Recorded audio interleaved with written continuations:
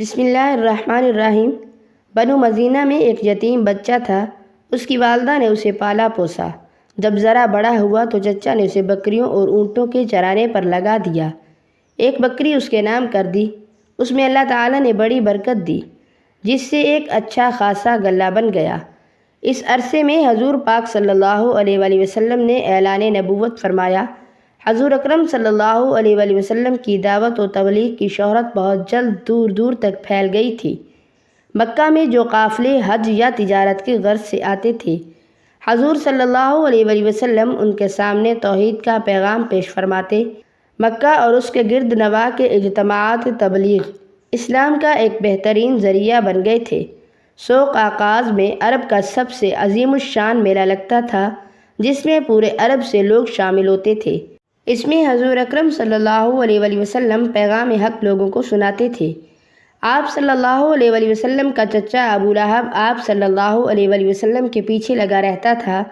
جو ہی آپ صلی اللہ علیہ وآلہ وسلم بات کرنے کی کوشش کرتے، ابو لہب مٹی کی مٹھی بھر کر دے مارتا اور کہتا، لوگوں ان کی بات نہ سننا، یہ مجنوں ہے۔ بہرحال آپ صلی اللہ علیہ وآلہ وسلم کی دعوت سن کر لوگ واپس جاتے تو تمام قبائل کی محفلوں میں یہ دعوت موضوع بحث بنی رہتی۔ اس طرح بے شمار پرستاران حق غائبانہ طور پر اسلام کی طرف راغب ہو چکے تھے۔ بنو مزینہ کا نوخیز ہیرا عبد العزیٰ بھی انہی مطلع شیعان حق میں سے تھا۔ عبد العزیٰ دل سے توحید کا قائل ہو گیا تھا۔ اسے اس پیغام کی حقانیت میں کسی قسم کا شک نہ تھا جو رسول برحق صلی اللہ علیہ وآلہ وسلم نے پیش کیا تھا۔ وہ مسلمان تو ہو چکا تھا، لیکن ابھی تک اس نے اپنے آپ کو ظاہر نہ کیا تھا۔ جب مکہ فتح ہو گیا تو عرب کے تمام قبائل جوق در جوق اسلام میں داخل ہونے لگے۔ اس قدر قبائل وفد بنا کر آپ صلی اللہ علیہ وآلہ وسلم کی خدمت میں حاضر ہوئے اور اسلام قبول کیا کہ اس سال کو عام الوفود یعنی وفود کا سال کہا جانے لگا۔ عبد العزیٰ کا خیال تھا کہ اب تو اس کا چچا بھی مدینہ جا کر اسلام قبول کرے گا، پھر اسے بھی قبول اسلام کا موقع مل جائے گا، لیکن اس کے چچا پر کوئی اثر نہ ہوا۔ وہ بدستور دولت کمانے اور اونٹوں کی تعداد بڑھانے میں مصروف تھا۔ انتظار کرتے کرتے عبد العزیٰ تھک گیا۔ آخر وہ اپنے چچا کے پاس گیا اور اس سے کھل کر اپنا مدعا بیان کر دیا۔ اپنے باپ کی وفات کے بعد عبد العزیٰ اپنے چچا کو اپنا محسن سمجھتا تھا۔ اس نے عمر بھر اپنے چچا کے سامنے کبھی اونچی بات نہ کی تھی اور نہ کبھی اس کی کسی بات سے اختلاف کیا تھا، مگر اب ایک موڑ ایسا آ گیا تھا جہاں سے دونوں کی راہیں الگ الگ ہونے والی تھیں۔ اب حق کی بات دبائے نہ دبتی تھی۔ دل میں ایک آگ لگی ہوئی تھی اور اس کے شعلے اب چھپائے نہ چھپ سکتے تھے۔ عبد العزیٰ نے اپنے چچا سے کہا، پیارے چچا، میں مدتوں سے اسلام کی تڑپ دل میں لیے ہوئے ہوں۔ میں ہمیشہ آپ کے فیصلوں کا پابند رہا ہوں۔ اب بھی آپ کی طرف دیکھ رہا ہوں کہ کب آپ اسلام قبول کرتے ہیں۔ اب بےتاب ہو گیا ہوں۔ آپ نہیں معلوم اسلام قبول کرتے ہیں یا نہیں۔ مجھے تو اپنی عمر کا کوئی بھروسہ نہیں۔ میں اجازت چاہتا ہوں کہ اسلام قبول کر لوں۔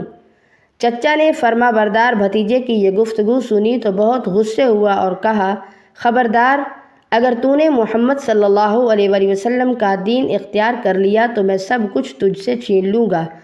یہ سن کر عبد العزیٰ نے فوراً جواب دیا، مجھے مال و دولت کی ہرگز پرواہ نہیں، میں ضرور اسلام قبول کروں گا۔ میں شرک اور بت پرستی سے سخت متنفر ہوں۔ آپ یہ سارا زور و مال سنبھالیے، مجھے یقین ہے کہ یہ سب کچھ یہیں دھرا رہ جائے گا، لہٰذا میں دنیا کے لیے دین کو ترک نہیں کر سکتا۔ چچا نے کہا، اچھا یہ بات ہے تو پھر کپڑے اور جوتے بھی اتار دو اور یہاں سے چلے جاؤ۔ عبد العزیٰ نے کپڑے اتار پھینکے۔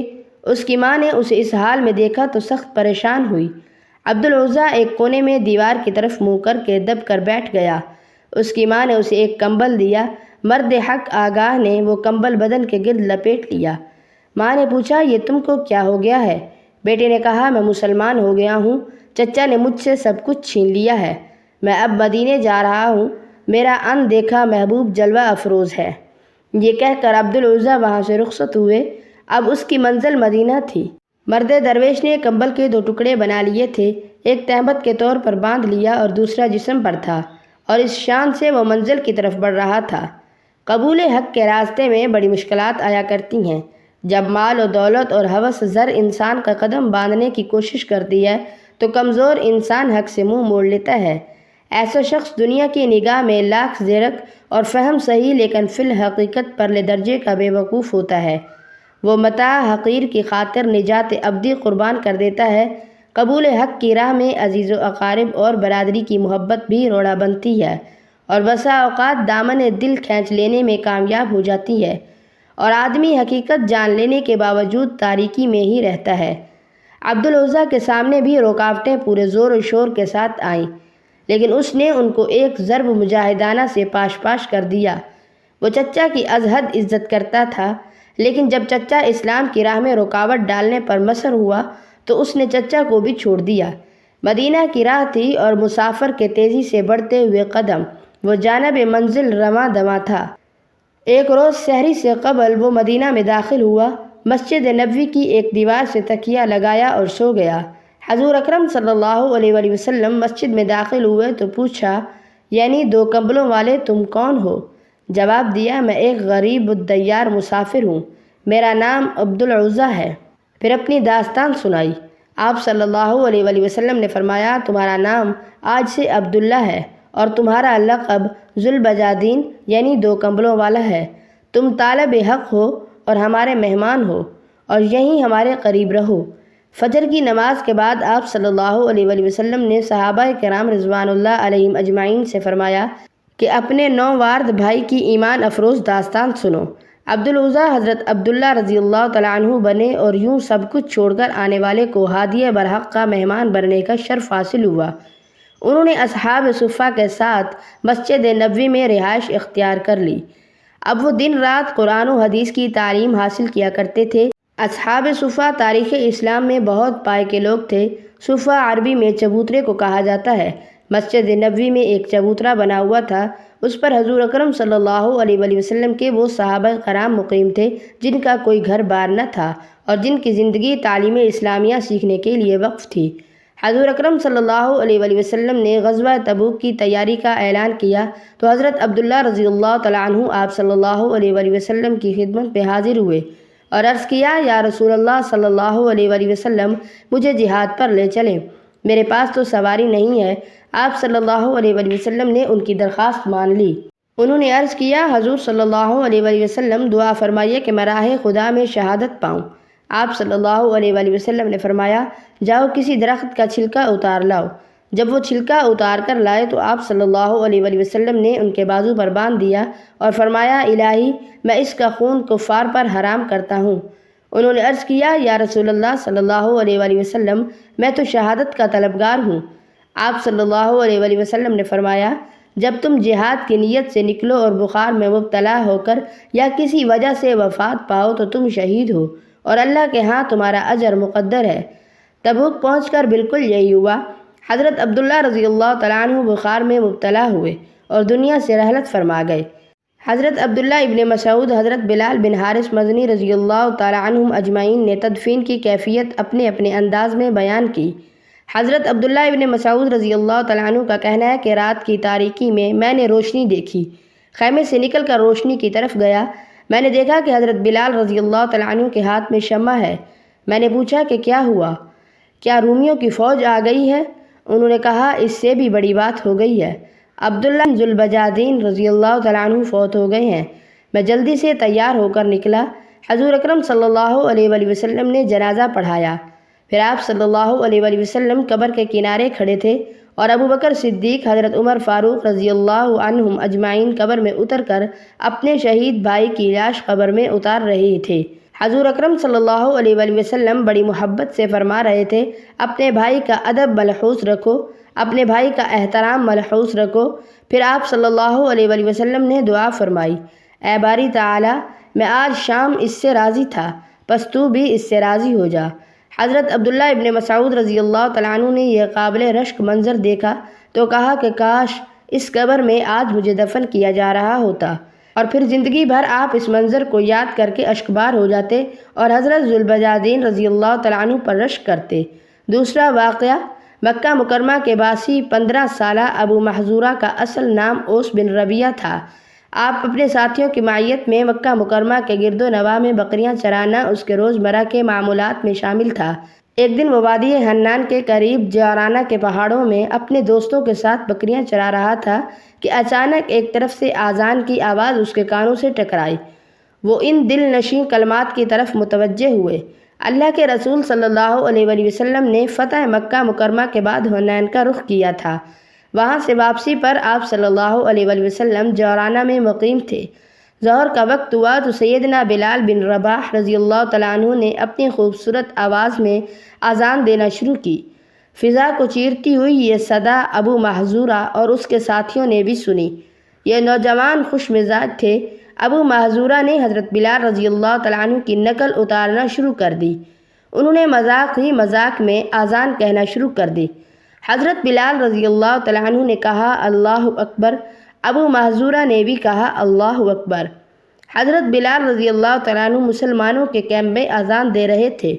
ابو محذورہ اپنی بکریوں میں کھڑا ان کلمات کو اسی انداز میں دہراتا جا رہا تھا۔ ابو محذورہ کی آواز بڑی خوبصورت اور صاف تھی۔ خوش قسمتی اس کی راہ دیکھ رہی تھی۔ ہوا یہ کہ اس کی اذان کی آواز اللہ کے رسول صلی اللہ علیہ وآلہ وسلم تک بھی جا پہنچی۔ جب اس نے اذان ختم کی تو اللہ کے رسول صلی اللہ علیہ وآلہ وسلم نے سیدنا علی بن ابی طالب اور سیدنا زبیر بن العوام رضی اللہ عنہم کو حکم دیا، جس لڑکے نے بھی ابھی اذان دی ہے اسے میرے پاس بلا کر لاؤ۔ وہ وادی کے دوسری طرف گئے اور بکریاں چرانے والے ان لڑکوں کو لے کر آئے۔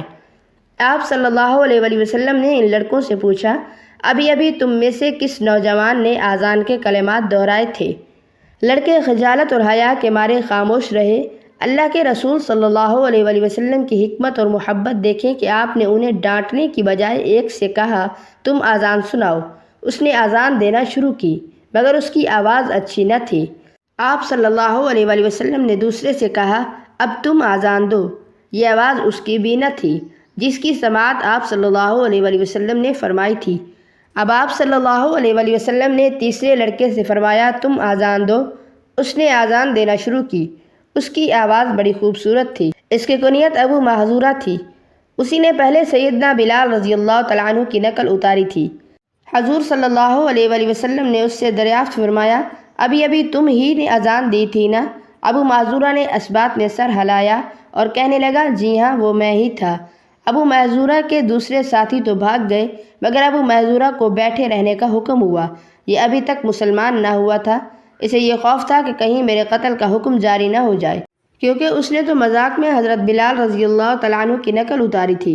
مگر رحیم، شفیق اور اعلیٰ اخلاق والے نبی صلی اللہ علیہ وآلہ وسلم نے ابو محذورہ کی طرف اپنے مبارک ہاتھ کو بڑھاتے ہوئے اس کا امامہ اتارا اور اس کے لیے دعا فرمائی، اے اللہ اسے برکت عطا فرما اور اسے اسلام کی ہدایت عطا فرما۔ آپ صلی اللہ علیہ وآلہ وسلم نے اپنا مبارک ہاتھ ابو محذورہ کے سر پر پھیرا اور ایک بار پھر وہی دعا فرمائی۔ ادھر ابو محذورہ آپ صلی اللہ علیہ وآلہ وسلم کے اخلاق، محبت اور دعا سے اتنا متاثر ہوا، اسی وقت ابو محذورہ نے کلمہ پڑھا۔ ابو محذورہ چند ہی منٹوں میں کفر و شرک کے اندھیروں سے نکل کر اسلام کے نورانی راستے کا راہی بن گیا۔ کہاں اس کو یہ خوف اور ڈر تھا کہ کہیں اسے سزا نہ دی جائے، کیونکہ اس نے اذان کا مذاق اڑایا تھا۔ ناظرین، اللہ کے رسول صلی اللہ علیہ وآلہ وسلم کی بے شمار خوبیوں میں ایک خوبی یہ بھی تھی کہ آپ نے ہر شخص سے وہی کام لیا جس کا وہ اہل تھا، جسے وہ بآسانی انجام دے سکتا تھا۔ ابو محذورہ رضی اللہ تعالیٰ عنہ کی آواز بڑی خوبصورت تھی۔ مکہ مکرمہ فتح ہوا، حرم مکی میں خوبصورت اذان دینے والے شخص کی ضرورت تھی۔ آپ صلی اللہ علیہ وآلہ وسلم نے دیکھا کہ ابو محذورہ اس ذمہ داری کو بڑی بخوبی سے پورا کر سکتے ہیں، تو ان کا انتخاب کر لیا اور ابو محذورہ رضی اللہ تعالیٰ عنہ سے ارشاد فرمایا جاؤ تم اہل مکہ مکرمہ کے مؤذن ہو، تمہیں مکہ والوں کے لیے مؤذن مقرر کیا جاتا ہے۔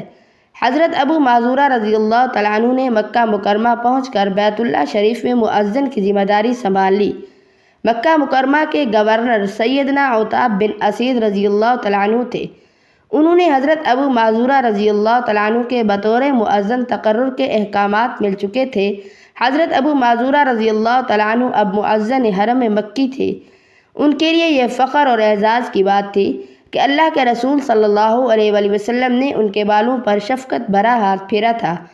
انہوں نے مسرت و شادمانی کے احساس سے سرشار ہو کر یہ ذمہ داری سنبھال لی اور زندگی کے آخری سانس تک مؤذن حرم مکی رہے۔ کہاں ایک معمولی چرواہا اور کہاں اللہ کے عزت و حرمت والے گھر میں پانچوں نمازوں کے لیے اللہ کی طرف لوگوں کو بلانے کا منصب جلیل۔ یہ شرف و فضیلت ان کی وفات کے بعد نسل در نسل چلتی رہی اور ان کی اولاد 300 سال تک حرم مکہ میں مؤذن رہی۔ دعا ہے کہ اللہ تبارک و تعالی ہمیں دین کی سمجھ عطا فرمائے اور ہمارا خاتمہ ایمان پر فرمائے، آمین ثم آمین۔ ناظرین، اللہ تعالیٰ کے 99 ناموں میں سے ایک نام کمنٹ باکس میں ضرور ٹائپ کریں۔